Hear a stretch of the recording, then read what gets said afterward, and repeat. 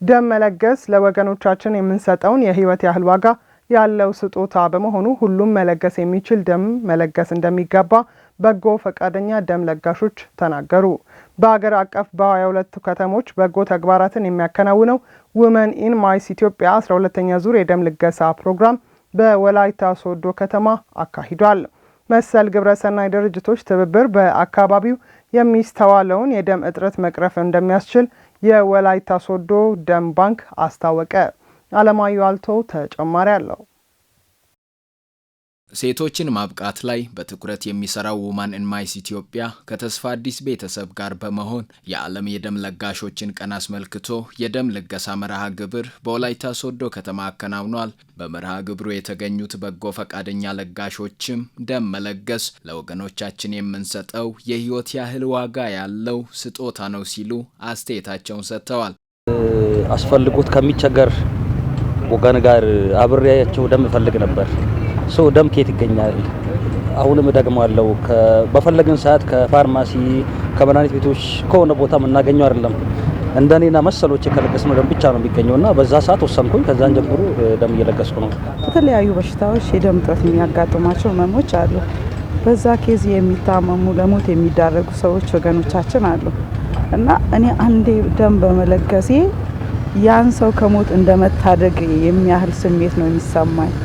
ለዛ ነው ሁሉ ጊዜ ደስተኛ ሆኜ ደም መለገስ እንፈልገው ምለግሰው። እኔ እሱት አርጌ አሰታሲን ደም የሚለግሰው ደም ያስፈልጋቸው ህሙማን ተጠቅመው ጤንነታቸው ተጠብቆ በህይወት እንዲኖሩ እንዲረዱበት አስቤ ነው። ባንተ ጤንነት የተዳናዳን የተጠቀመናዳን ነው።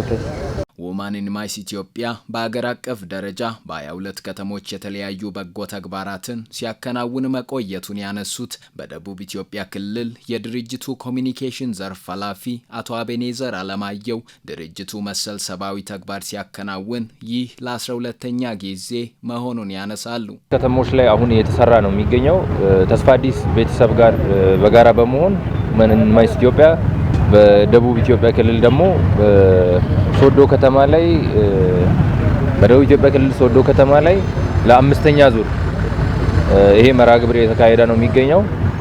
ድርጅቱ አሁን ያረጋ ካለው ዋናው ነገር በበጎ ስራዎች ላይ ትኩረት አድርጎ እየሰራ ነው የሚገኘውና ከዛ ውስጥም አንደኛው ደም ልገሳ ነው። በደም እጦት በጣም ብዙ ሰዎች ይቸገራሉ፣ በጣም ብዙ ሰዎች ይሞታሉና ያን ችግር ለመቅረፍ ነው ከህዝብ የተውጣጡ የህዝብ ልጆችን ይዞ አሁን ላይ ደም ልገሳውን መርሃ ግብር ያካሄደ ነው የሚገኘው። አዲስ አበባ ላይም አሁን በዚህ ሰዓት የኛ ተስፋ አዲስና የውመን ኢን ማይስ ኢትዮጵያ ቤተሰቦች ደም ልገሳውን እያደረጉ ነው የሚገኙት። ካለን ባካፈልነው ደም የአንድ ሰው ህይወት ሲቀጥል እንደማየት የሚያስደስት ተግባር የለምና ሁሉም ሰው መሰል ሰብአዊ ተግባር ላይ ቢሳተፍ መልካም ነው። እኛ ላይ ሊያመጣ የሚችል ተጽዕኖ ምንም ነገር ስለሌለ ማንኛውም ሰው ባገኘው አጋጣሚ ደም መለገስን እንደ ባህል ቢወስደው መለገስ ቢችሉ የተሻለ ነው ብዬ ነው ማስበው። ኑ ለግሱ ወጣቶች፣ አቅም ያላችሁ እላለሁ።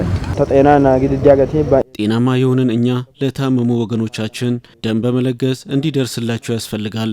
ስለዚህ ደም በመለገስ የታመሙ ወገኖቻችን ድነው በእግሮቻቸው እንዲቆሙ ሁላችንም እንረባረብ ለማለት እወዳለሁ። ባንተ ጤናራ የተዳናዳን የተወተናዳን የተካሰይሰስ እንደ ውመን ኢን ማይስ ያሉ ግብረሰናይ ድርጅቶችና ተቋማት ርብርብ ወደ ኦቶናና ክርስቲያን ሆስፒታል የሚመጡ ህሙማን የደም ፍላጎት ከማሟላት አንጻር ጉልህ ድርሻ እንዳለው የወላይታ ሶዶ ደም ባንክ ባለሙያ በእምነት ተረፈ ይናገራሉ። ሆስፒታል ላይ የአጥንት ቀዶ ጥገና በአገራችን ይታወቃል። በጣም ከብዙ አካባቢ ነው የሚመጡት፣ ከሶማሌ ሳይቀር ይመጣሉና ለዛ ሰርጀሪ ለመስራት በጣም ብዙ ደም ያስፈልጋልና ያንን እንኳን የነሱን ፍላጎት እንኳን ማሟላት በዚህ ሰዓት አልቻልንምና ብዙ አጋር ድርጅቶች እንደዚህ አይነት በጎ ተጽዕኖ ቢያደርጉ በጣም እንለወጣለን፣ ብዙ ደም መሰብሰብ እንችላለን። የደም ልገሳ ፕሮግራሙ ቀጣይነት ባለው መልኩ